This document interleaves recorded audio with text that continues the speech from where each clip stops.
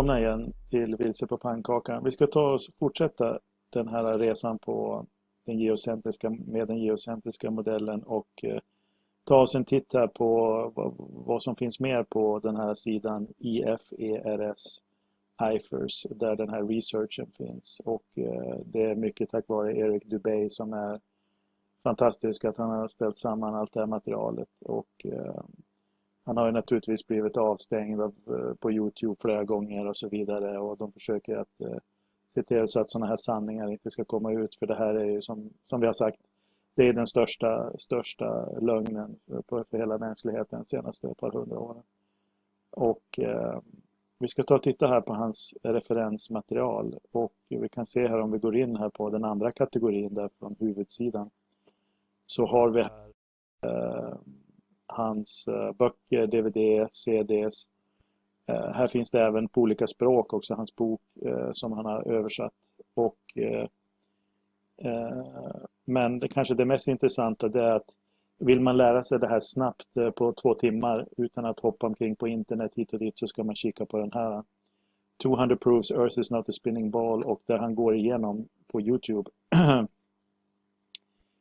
alla de här kategorierna, och det är fantastiskt bra gjort alltså.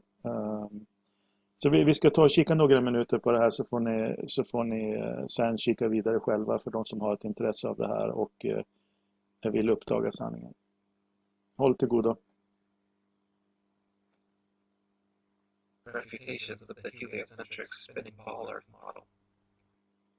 For 20 plus miles high, only NASA and other government space agencies show curvature in their fake CGI photos and videos. 2. The horizon always rises to the eye level of the observer as altitude is gained, so you never have to look down to see it. If Earth were in fact a globe, no matter how large, as you ascended, the horizon would stay fixed and the observer would have to tilt looking down further and further to see it. 3. The natural physics of water is to find and maintain its level. If Earth were a giant sphere tilted, wobbling, and hurtling through infinite space, then truly flat, consistently level surfaces would not exist here. But since Earth is in fact an extended flat plane, this fundamental physical property of fluids finding and remaining level is consistent with experience and common sense. 4. Rivers run down to sea level, finding the easiest course, north, south, east, west, and all other intermediary directions over the Earth at the same time. If Earth were truly a spinning ball, then many of these rivers would be impossibly flowing uphill. For example, the Mississippi in its 3,000 miles would have to ascend 11 miles before reaching the Gulf of Mexico. 5. One portion of the Nile River flows for 1,000 miles with a fall of only 1 foot. Parts of the West African Congo, according to the supposed inclination and movement of the ball Earth, would be sometimes running uphill and sometimes down. This would also be the case for the Parana, Paraguay, and other long rivers. 6. If Earth were a ball 25,000 miles in circumference, as NASA and modern astronomy claim, spherical trigonometry dictates the surface of all standing water must curve downward an easily measurable 8 inches per mile, multiplied by the square of the distance. This means along a 6-mile channel of standing water, the Earth would dip 6 feet on either end from the central peak. Every time such experiments have been conducted, however, standing water has proven to be perfectly level. 7. Surveyors, engineers, and architects are never required to factor the supposed curvature of the Earth into their projects. Canals, railways, bridges, and tunnels, for example, are always cut and laid horizontally, often over hundreds of miles without any allowance for curvature. 8. The Suez Canal, connecting the Mediterranean with the Red Sea, is 100 miles long without any locks, making the water an uninterrupted continuation of the two seas. When constructed, the Earth's supposed curvature was not taken into account. It was dug along a horizontal datum line, 26 feet below sea level, passing through several lakes from one sea to the other, with the datum line and the water's surface running perfectly parallel over the 100 miles. 9. Engineer W. Winkler was published in the Earth Review regarding the Earth's supposed curvature, stating, "As an engineer of many years standing, I saw that this absurd allowance is only permitted in school books. No engineer would dream of allowing anything of the kind. I have projected many miles of railways and many more of canals, and the allowance has not even been thought of, much less allowed for. This allowance for curvature means this, that it is 8 inches for the first mile of a canal and increasing at the ratio by the square of the distance in miles.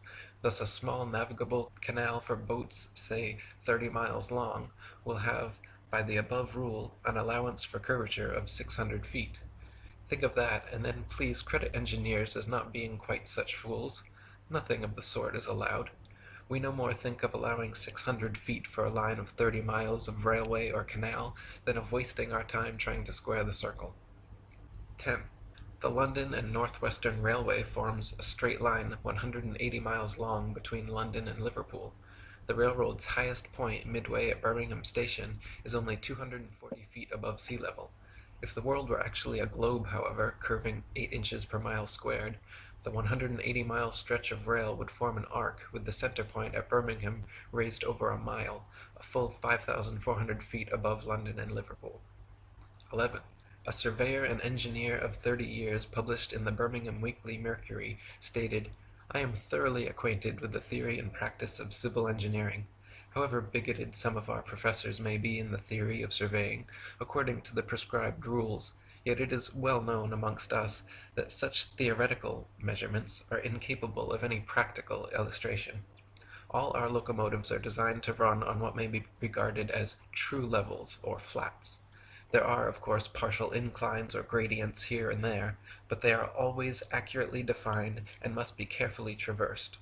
But anything approaching to 8 inches in the mile, increasing as the square of the distance, could not be worked by any engine that was ever yet constructed. Taking one station with another, all over England and Scotland, it may be stated that all the platforms are on the same relative level. The distance between eastern and western coasts of England may be set down as 300 miles.